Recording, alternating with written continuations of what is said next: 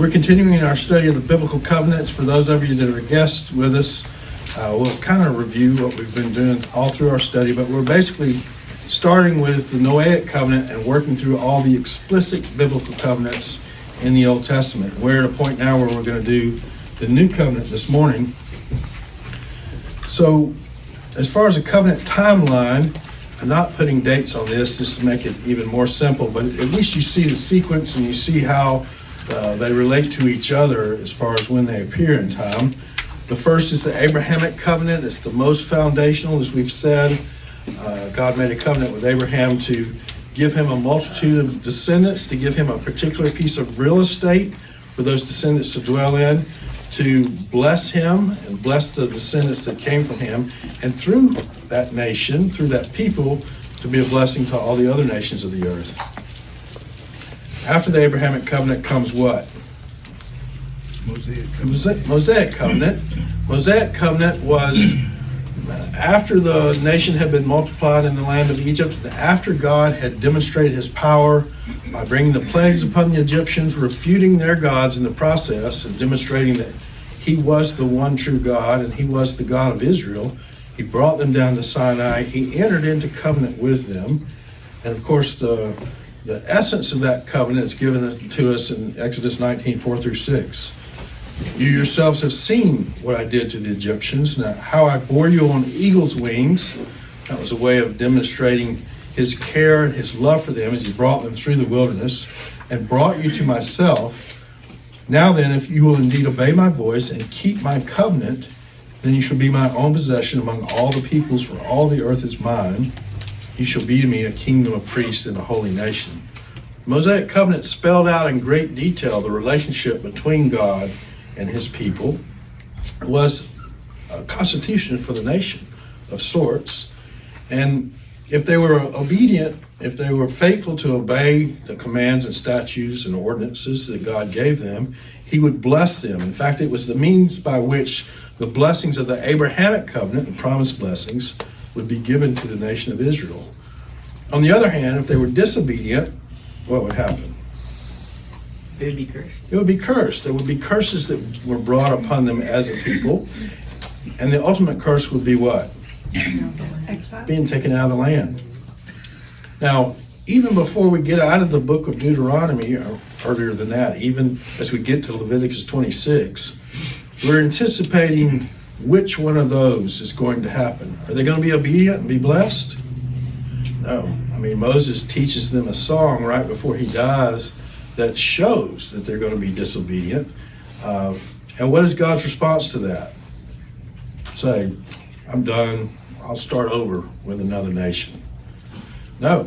He's faithful to them, and he promises that he's going to be faithful to them, and ultimately they will be a kingdom of priests and a holy nation, even though through their history they've really not fulfilled that role the way they were designed to.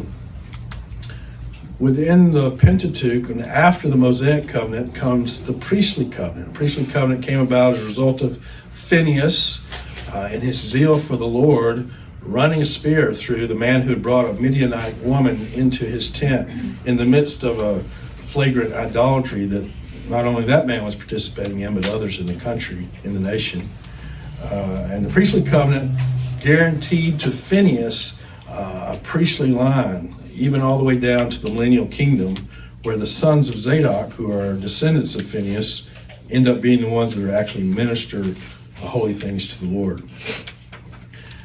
After the Mosaic covenant, we have what we call the Deuteronomic covenant.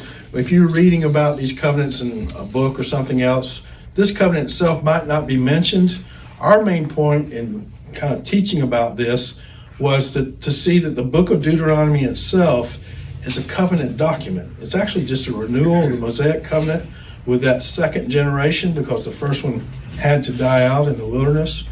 But it is a renewal of the Mosaic covenant with that generation as they're about to enter the promised land. They're right there in the plains of Moab. They're on the brink of entering into the promised land. God renews that covenant with them through Moses and through the book of Deuteronomy. Now, several hundred years later, we have the Davidic covenant. Davidic covenant, we've already passed through the period of the Judges, which was not a great time in Israel's history. They requested a king like the other nations that they had around them, and they wanted a king that would go into battle for them like those other nations. Not the greatest of reasons to request a king, but we see that kings and kingdom were part of God's plan from the very beginning. Who was the first king that they chose? Saul. And they didn't choose him, just them. God himself chose him as their king. But Saul didn't do so well. He wasn't fully devoted to the Lord, and the kingdom was taken away from him. David is the next king, and God makes a covenant with David, because he's a man after his own heart, that his descendant, his son, will be the one to build the temple.